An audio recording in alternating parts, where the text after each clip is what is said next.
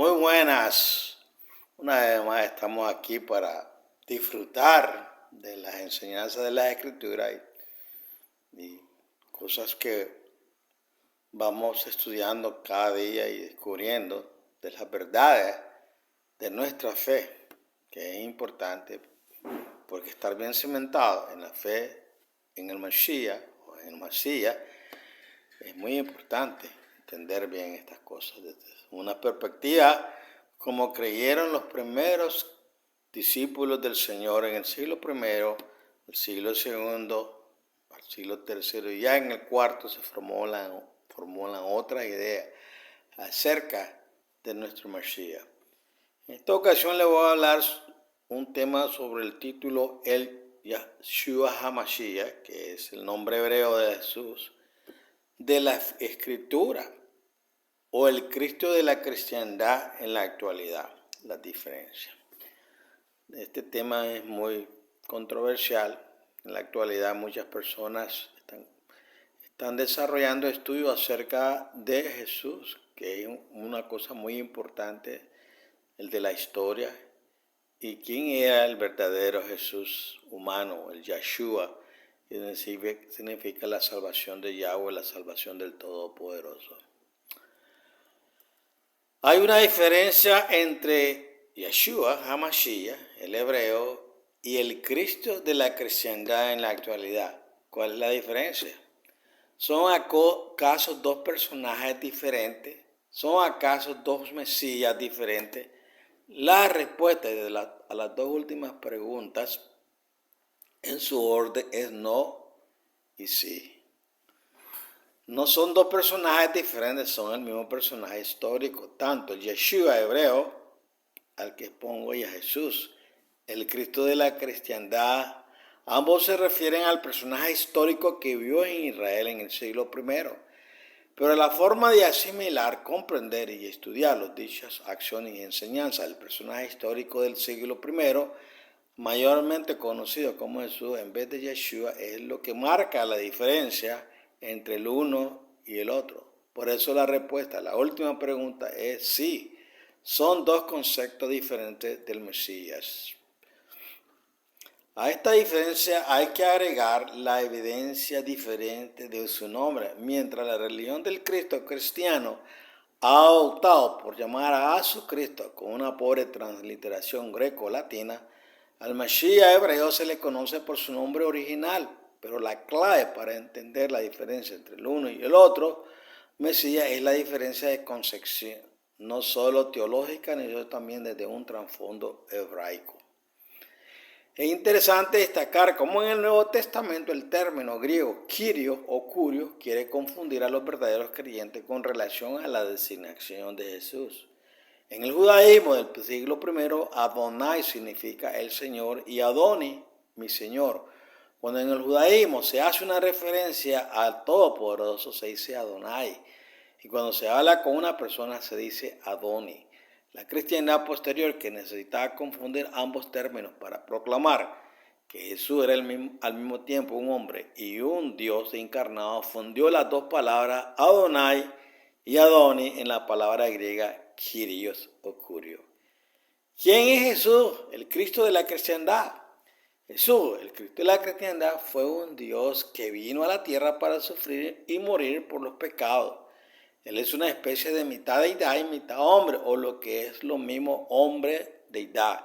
Según la creencia popular de la cristiandad, Jesucristo es parte de la deidad cristiana que está compuesta de tres dioses y Jesús, el Cristo, es la segunda manifestación de la deidad cristiana. Algunos datos del desarrollo a través de los concilios de la deidad del Cristo de la cristiandad, Constantino y el cristianismo, Constantino tras su conversión. Seguramente Constantino sea más conocido por el ser el primer emperador romano que autorizó el culto cristiano. Las historiadores cristianos desde Lactancio se encantan por un Constantino que adopta el cristianismo como sustituto del paganismo oficial romano. El historiador y filósofo Voltaire, no obstante, aseguró que Constantino no era cristiano y no sabía qué partido tomar ni a quién perseguir. Su reinado llegó a ser un momento crucial en la historia de la Iglesia Católica, en la cual Constantino no sería bautizado hasta hallarse en su lecho de muerte. Constantino es llamado por su importancia el 13º apóstol en las iglesias orientales. Primer concilio de Nicea 325, formulación del símbolo. El concilio de Nicea 325 significó un triunfo rotundo para los defensores de la ortodoxia, entre los cuales se destacaban el obispo español Ocio de Córdoba y el diácono, luego obispo de Alejandría, Atanasio. El concilio definió la divinidad del Verbo, empleando un término que expresaba de modo inequívoco su relación con el Padre, homoousios, consustancial. El símbolo niceno proclamaba que el Hijo, Jesucristo, Dios de Dios, luz de luz, Dios verdadero, engendrado, no creado, es consustancial al Padre. Los concilios ecuménicos. El periodo romano cristiano revistió extraordinaria importancia desde el punto de vista doctrinal. Liberada la Iglesia, llegó el momento histórico de formar con precisión la doctrina ortodoxa acerca de algunas cuestiones fundamentales de la fe cristiana. La Santísima Trinidad, el misterio de Cristo y el problema de la gracia. La definición del dogma católico se llevó a cabo en medio de recias batallas teológicas frente a herejías que produjeron excepciones en el seno de la Iglesia, algunas de las cuales todavía en la actualidad perduran. Instrumento fundamental de esta tarea fueron los concilios ecuménicos. 8 concilios ecuménicos reunidos entre los siglos IV y IX integran el primer ciclo de la historia conciliar de la Iglesia. Fueron estos por orden cronológico. El primero de Nicea 325, que definió la consustancialidad del Hijo con el Padre. El concilio primero de Constantinopla definió la divinidad del Espíritu Santo 381. El concilio de Éfeso 431 proclamó la maternidad divina de María. El de Calcedonia 451 definió la doctrina de las dos naturalezas en la única persona de Cristo. El concilio 2 de Constantinopla 553 condenó como nestoriana la doctrina de los 3 capítulos, y el tercero de Constantinopla 680-681 formuló la doctrina de las dos voluntades en Cristo. El texto del credo Atanasio. Ahora bien, la fe católica es que veneramos un solo Dios en la Trinidad y a la Trinidad en la unidad, sin confundir las personas ni separar la sustancia, porque una es la persona del Padre y el Hijo, y otra también la del Espíritu Santo. Pero el Padre y el Hijo y el Espíritu Santo tienen una sola divinidad. Gloria igual y coeterna majestad, cual el Padre, tal el Hijo increado, también el Espíritu Santo increado, el Padre increado, el Hijo increado, también el Espíritu Santo. Inmenso el Padre, inmenso el Hijo, inmenso también el Espíritu Santo. Eterno el Padre, eterno el Hijo, eterno también el Espíritu Santo. Y sin embargo, no son 3 eternos, sino uno solo eterno, como no son 3 increados ni 3 inmensos, sino un solo increado y un solo inmenso, igualmente omnipotente. El Padre omnipotente, el Hijo omnipotente también, el Espíritu Santo, y sin embargo no son 3 omnipotentes, sino un solo omnipotente. Así, el Todopoderoso es el Padre, el Todopoderoso es el Hijo, el Todopoderoso también es el Espíritu Santo, y sin embargo no son 3 dioses, sino un solo Todopoderoso. Así, Señor es el Padre, Señor es el Hijo, Señor también el Espíritu Santo, y sin embargo no son 3 señores, sino un solo Señor. Porque así como la cristiana verdadera somos compelidos a confesar como Dios y Señor a cada persona en particular, así la religión católica nos prohíbe decir 3 dioses y señores. El Padre por nadie fue hecho, ni criado, ni engendrado. El Hijo fue por solo el Padre, no hecho ni criado, sino engendrado. El Espíritu Santo del Padre, el Hijo, no fue hecho ni criado, sino que procede. Hay consiguientemente un solo Padre, no 3 padres, un solo Hijo, no 3 hijos, un solo Espíritu Santo, no 3 Espíritus Santos. Y en esta Trinidad nada es antes ni después, nada mayor o menor, sino que las 3 personas son entre sí coeternas y coiguales, de suerte que como antes se ha hecho en todo hay que venerar lo mismo, la unidad de la Trinidad, que la Trinidad en la unidad. El que quiera pues salvarte, afíase de sentir de la Trinidad. Papa Eugenio IV, en el Concilio de Florencia, 8 de 22 de noviembre de 1439, es cátedra. Sexto, ofrecemos a los enviados esa regla comprendiosa de la fe compuesta por el bendito Atanasio, que es la siguiente. Ahora bien, la fe católica es que veneremos a un solo Dios en la Trinidad y a la Trinidad en la unidad, sin confundir las personas ni separar la sustancia. Porque una es la persona del Padre, otra del Hijo y otra del Espíritu Santo. Pero el Padre y el Hijo y el Espíritu Santo tienen una sola divinidad, gloria, igual y coeterna majestad. Y en esta Trinidad nada es antes o después, nada mayor o menor, sino que las tres personas son entre sí coeternos y coiguales, de suerte que, como antes se ha dicho, en todo hay que venerar lo mismo, la unidad en la Trinidad que la Trinidad en la unidad. Pero es necesario para la eterna salvación creer también fielmente en la encarnación de nuestro Señor Jesucristo, Hijo de Dios, es Dios y hombre. El desarrollo de Jesús de la cristiandad, Jesús el Cristo de la cristiandad, nació desde conceptos greco-romanos, de filosofía greco-romana a partir del siglo I y a través de los concilios. El Yeshua real, hebreo e histórico fue revestido de la cultura greco-romana, de conceptos de divinidad, fe, Dios, deidad, fueron aplicados desde la perspectiva greco-romana y aplicadas a la realidad hebraica de Yeshua, el personaje real. El resultado de asimilar todos estos conceptos y todas estas perspectivas greco-romanas tuvo como resultado a un Cristo cristiano. O podemos de verdad pensar que es coincidencia que la palabra griega Cristo la usan de casualidad. Podemos mirarlo de esta manera. ¿Qué sucedería si nuestro maestro de historia nos pidiera un ensayo biográfico sobre un personaje real de los Estados Unidos de América? Analicemos lo siguiente. Si tuviéramos que hacer este ensayo sobre Abraham Lincoln, ¿acaso abordaríamos la historia desde la perspectiva británica? ¿Acaso nuestra sapiencia nos indicaría abordar e entender la palabra de Abraham Lincoln desde las perspectivas mexicanas de la época? ¿Verdad que no? Pues esta es la cuestión. La religión del Cristo, de la cristiandad, hizo exactamente eso. Asimiló, entendió y usó métodos diferentes a los hebraicos para comprender las palabras, enseñanzas y acciones del personaje judío llamado Yeshua, que vivió en Israel en el siglo I.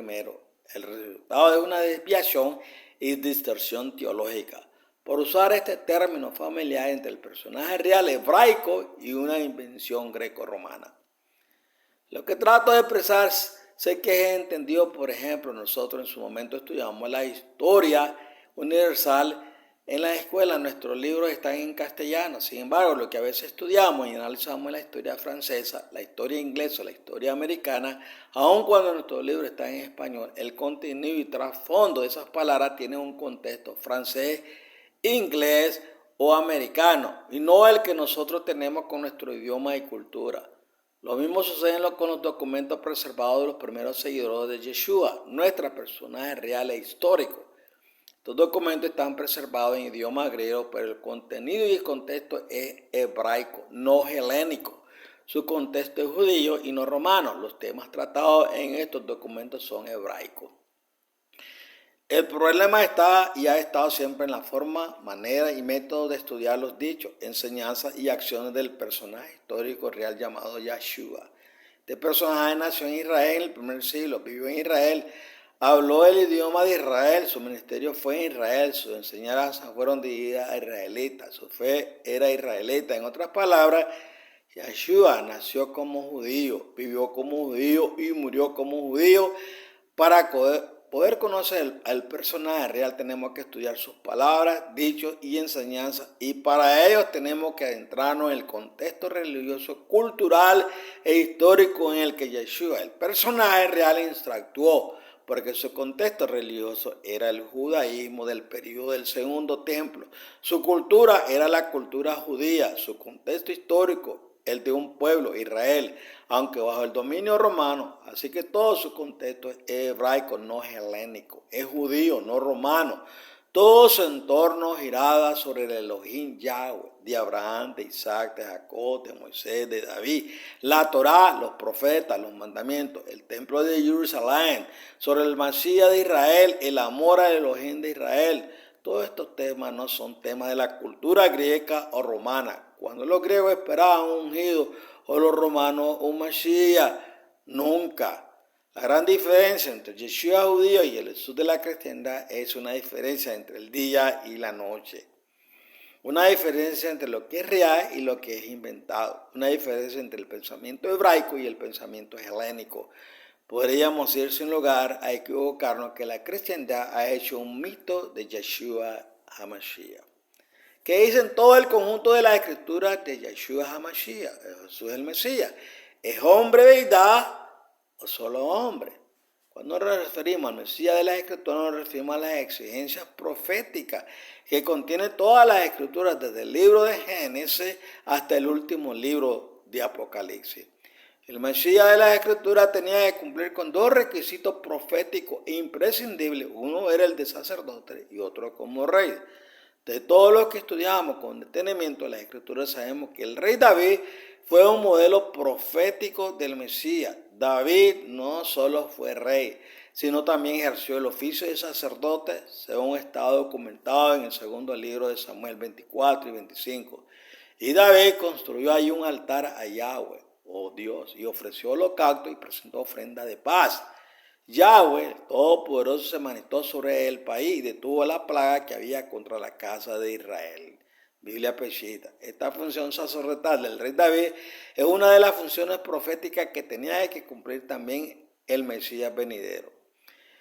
El profeta Zacarías nos amplía todavía más sobre la designación de los oficios del Mesías que en el capítulo 6, versículos 12 y 13. Y dile, así dice Yahweh de los ejércitos, he aquí el varón, cuyo nombre es Din Yah en arameo, Germen, en hebreo Germen es un título mesiánico, Jeremías 23:5. Desde abajo se manifestará y él reedificará el templo de Yahweh y recibirá la honra y se sentará y gobernará sobre sus tronos.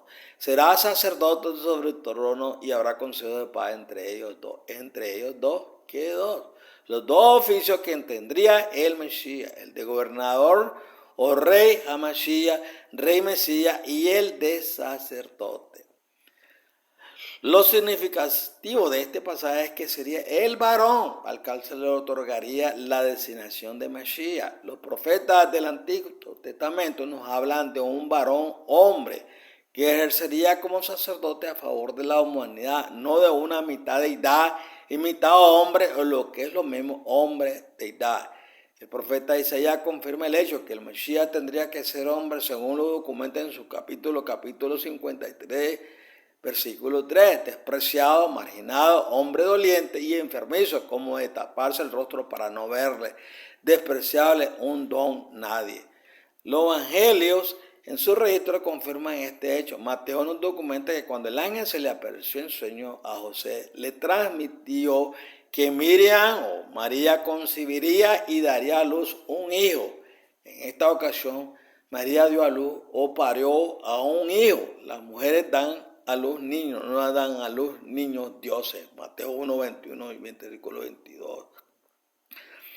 Lucas lo describe de manera similar, capítulo 2, versículos 22-23. Al cumplirse los días de la purificación de ellos según la Torá de Moisés, Levítico 12, versículos 6 a 8, trajeron al niño a Jerusalén para presentarlo ante Yahweh, ante el Todopoderoso, tal como está escrito en la ley de Yahweh, en la ley de Jehová. Todo varón que abra matriz será llamado santo de Yahweh. Todas estas descripciones manifiestan una naturaleza humana, no una combinación de deidad humanoide. Pablo, al dirigir su carta a la congregación de Corintios, en su capítulo 15, versículos 21 y 22, expresa, porque habiendo venido por un hombre la muerte, Adán, también por un hombre el Mesías, Yeshua, viene la resurrección de los muertos. Pues del mismo modo que por Adán mueren todos, así también todos revivirán en el Mesías, Cristo. En varios de sus escritos, Saúl manifiesta el mismo razonamiento, demostrando que el Mesías tendría que ser hombre como exigencia profética para poder satisfacer los requisitos para un rescate equilibrado para toda la humanidad. Romanos 5, versículo 15. Pero con el don no sucede como con el delito. Si por el delito de uno murieron todos, cuánto más la gracia del Todopoderoso y el don otorgado por la gracia de un hombre, Jesucristo, se ha desbordado sobre todo. En la primera carta dirigida a sus discípulos, Timoteo hace una declaración explícita al respecto en el capítulo 2, versículo 5. Porque hay un solo Dios todopoderoso y también un solo mediador entre el Todopoderoso y los hombres, Cristo Jesús, hombre también. El escritor de Hebreos nos transmite este mismo concepto, capítulo 2, versículo 9, pero aquel que fue hecho inferior a los ángeles por un poco, a Jesús, Yeshua, le vemos coronado de gloria y honor por haber padecido la muerte, pues por la gracia de todo, por eso gustó la muerte para bien de todo.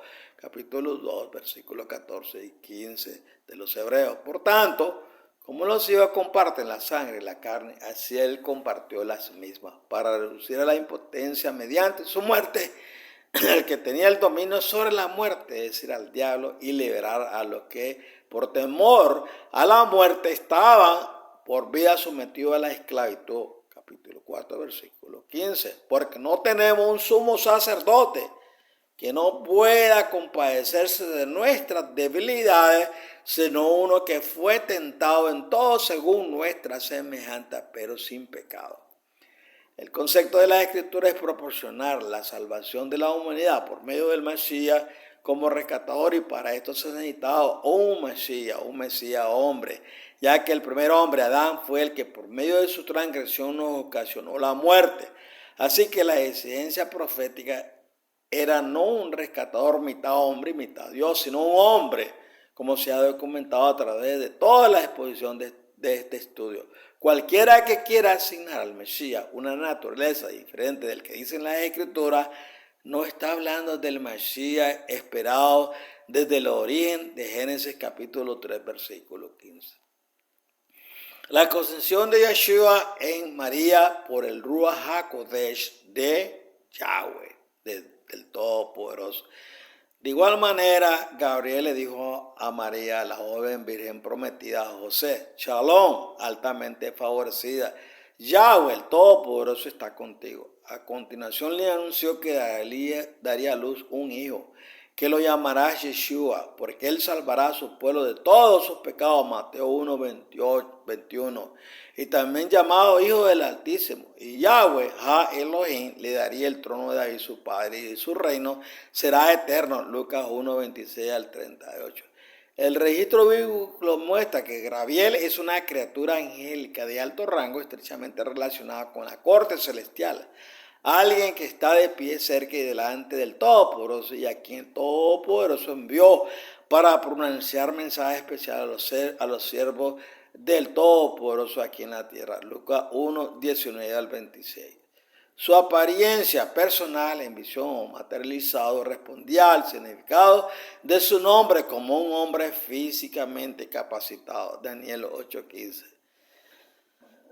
En este caso concreto, su misión consistió en transferir la existencia, vida del Hijo Celestial del Todopoderoso mediante el Ruach HaKodesh, o Espíritu de Santidad.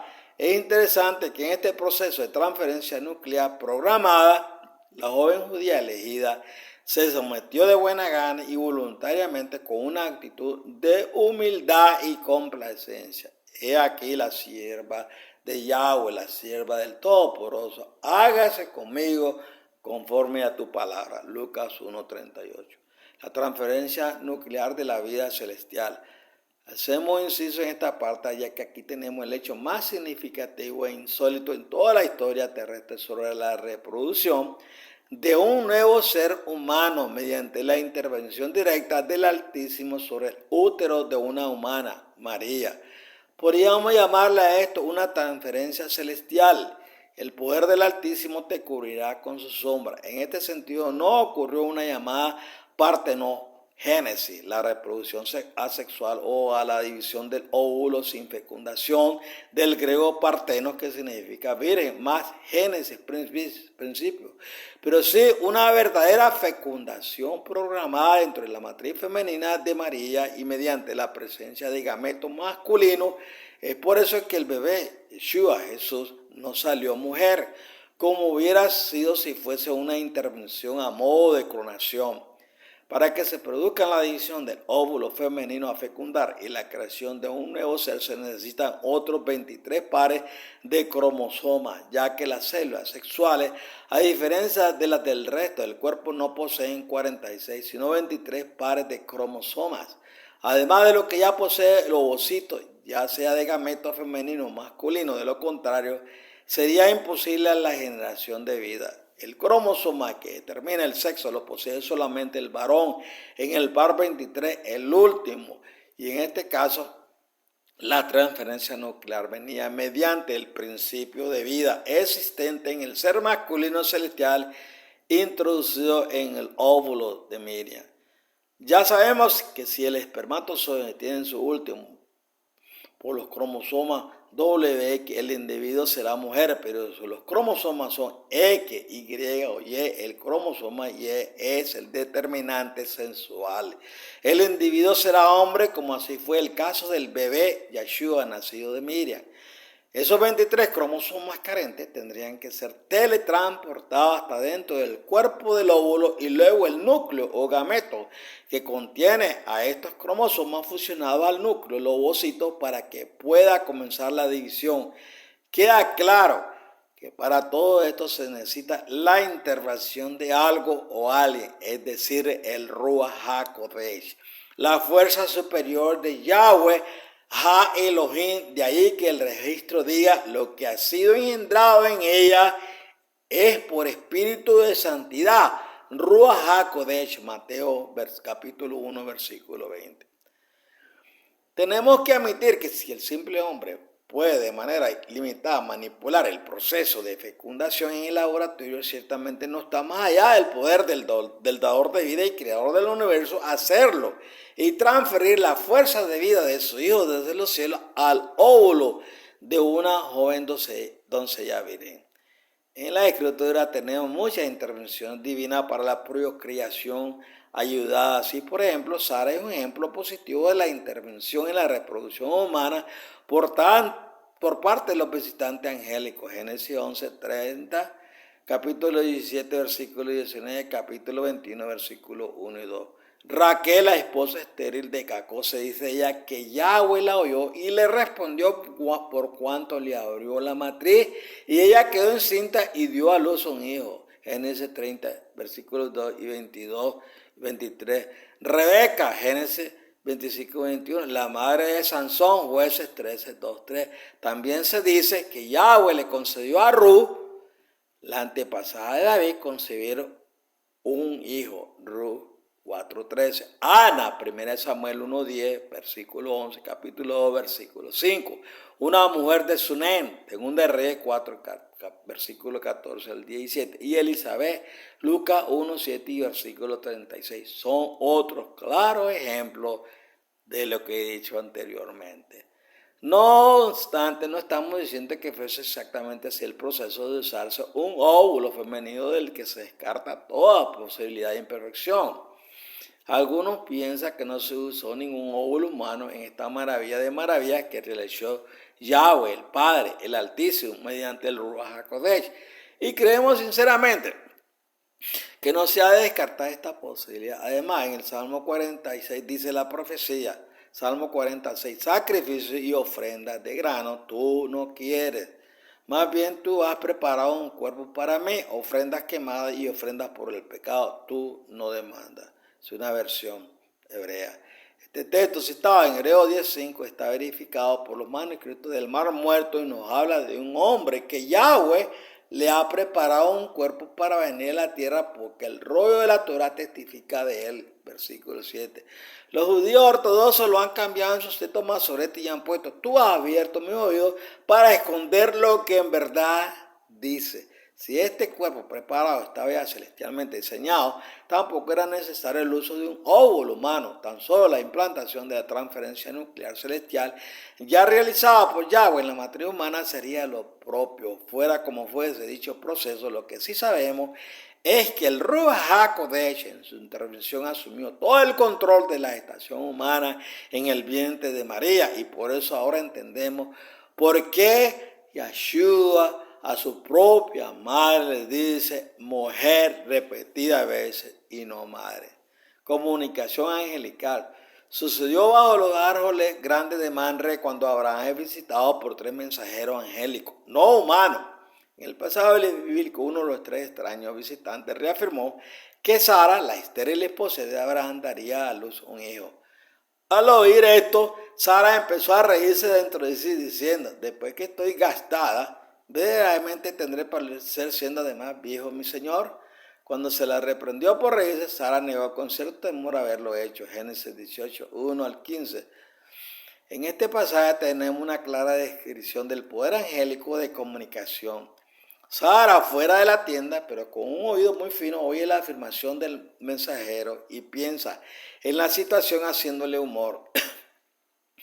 En ese instante, el ser humano no conoce el pensamiento de Sara, un poder que es más de una ocasión percibe en estos mensajes celestes. En los días de Jacob, el registro bíblico nos informa no solo de la lucha durante toda la noche del patriarca Jacob con un emisario o ángel de Elohim, sino que también se nos informa que debió haber una puerta celestial de comunicación entre los patriarcas y Yahweh, el Todopoderoso, mediante un conducto angélico de comunicación mientras se encontraba uno en un estado de inconsciencia en el sueño. Y este estado de sueño es el modo más eficaz que se utilizó para comunicación entre los ángeles emisarios y el ser humano. Génesis 28, versículos 10 al 22.